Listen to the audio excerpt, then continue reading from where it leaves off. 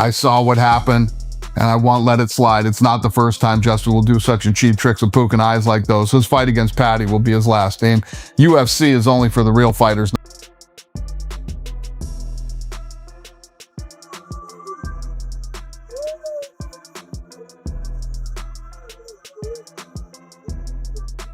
Scalzers do not get knocked. That Scalzer does not get knocked out. Hold on. My God.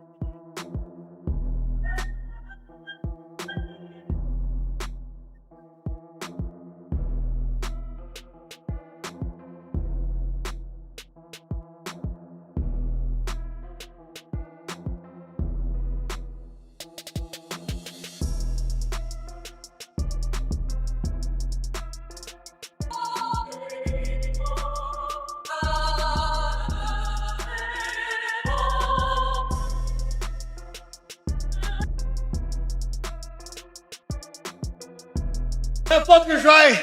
Scalzers do not get knocked. That Scalzer does not get knocked out. I'm a Scouser. We don't get knocked out. We don't get knocked out. I take that all day. Hold on. My God. What a fucking gang. Obviously delivered in the main event. It's capped off with a war. Just give us your thoughts on Justin Gaethje and Paddy Pimblett delivering a 5-round battle. Yeah, I mean, what a couple. So Paddy Pimblett at the weigh-ins yesterday says, I'm going to knock this motherfucker out tomorrow. And I was like, that's interesting.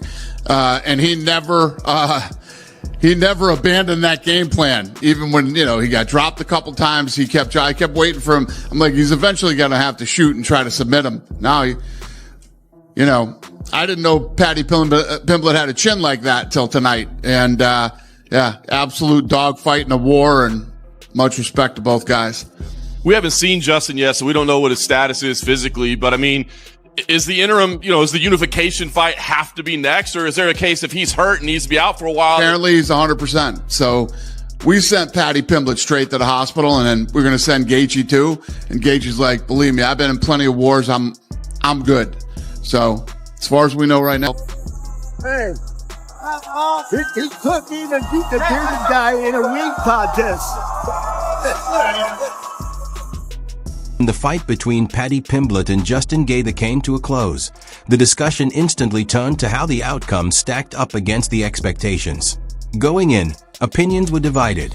Some believed in Paddy's unpredictability and flair, while others trusted Justin's structure and destructive power. That stark contrast is exactly why the aftermath felt so intense, so divisive, and far more charged than anyone had anticipated. You saw him do it to Michael Chandler. He's taken on the highlight Justin Gaethje. 26 wins, 5 losses, 20 KOs. The dude fucking KOs people. Early on, he'd calf kick the fuck out of people. He'd calf kick people where they couldn't take it anymore. He had many TKOs from calf kicks alone.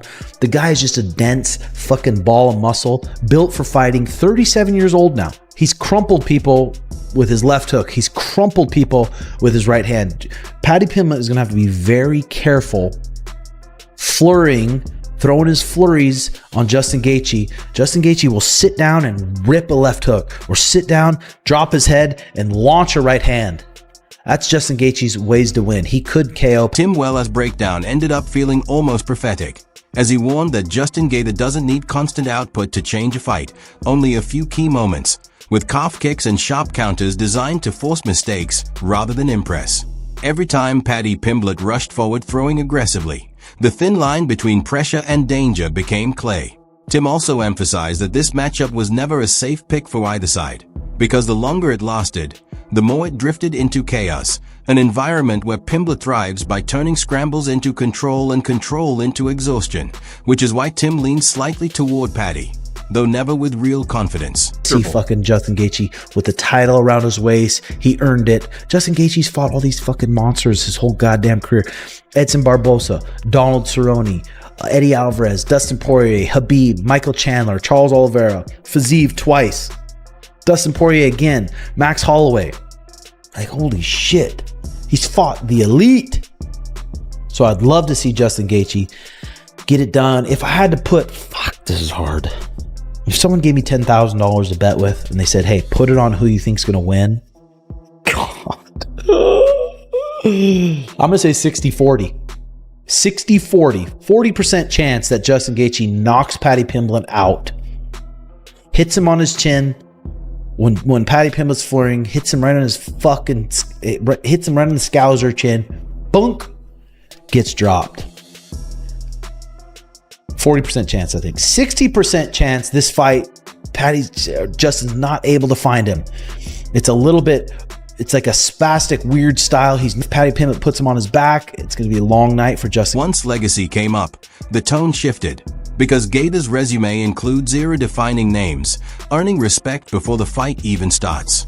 He was a proven constant, while Paddy represented youth and unpredictability, making it a clash where one clean strike from Justin or one scramble from Paddy could change everything. Head. Will youth be served with Pimblett? Maybe. Gaethje, experience, good striker. He's well-rounded everywhere, but he's got to use the assets of a smaller guy. We've seen it, where you got to box, you got to use your legs, you got to set traps. You know, he's got the capability of doing that. Outmaneuver, outflank Pimblett. You know, Pimblett, let me tell you, he has improved a lot over the last 2 years. He really has, bud. He has gotten better. He's gotten more. You could see he's come into his own. Confidence-wise, physically, he's in great shape. They usually all are. But he's improved. His striking has improved. He's a good wrestler, grappler.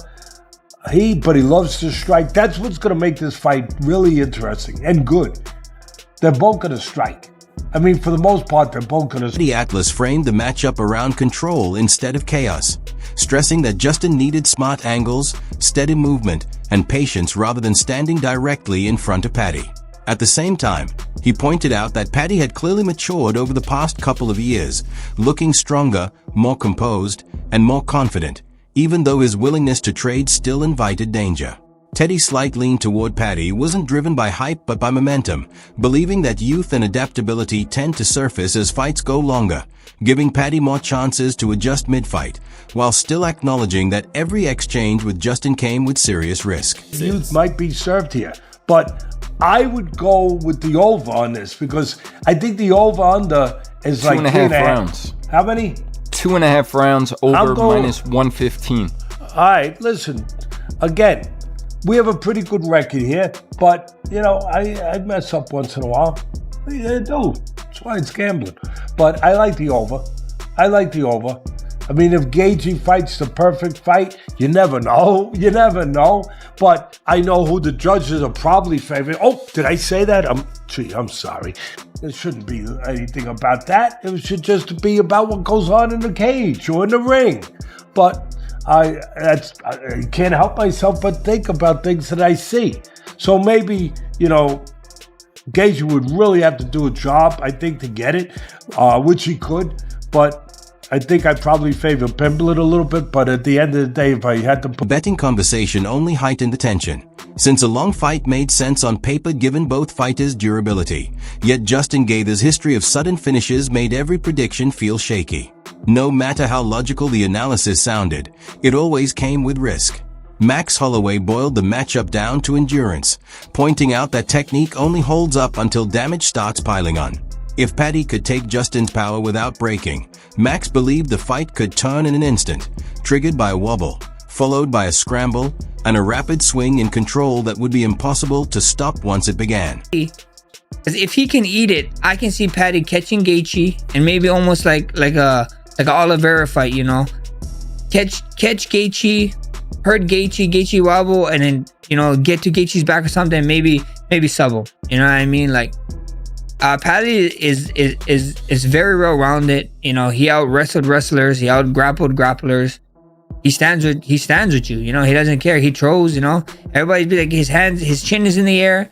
He takes shots. Yeah, he takes shots and he still walk forward. How long will that last? We don't know. And that's the question I have to this fight. Or what his reaction is going to be when Justin Gaethje catches him. Because Justin Gaethje punch. Max also stressed that Gaethje's strikes erase momentum instantly, making every moment dangerous. For most, the fight was a true coin flip. Either Justin broke Paddy with damage, or Paddy survived long enough to impose his grappling. And that clear split is what made the matchup so intriguing. So compelling. For me, this is a flip up, bro. I'm not surprised if any of these guys win, because I can see two clear paths to these guys winning. I can see Gaethje catching Paddy, you know, putting him down, finishing him. Then I can see Pimblett catching Paddy, Pimblett catching Gaethje. Maybe knock him out or hurt him enough to where he can get a submission. You know, I think so. Paramount, the UFC did a really great really great job of putting this first Paramount card together.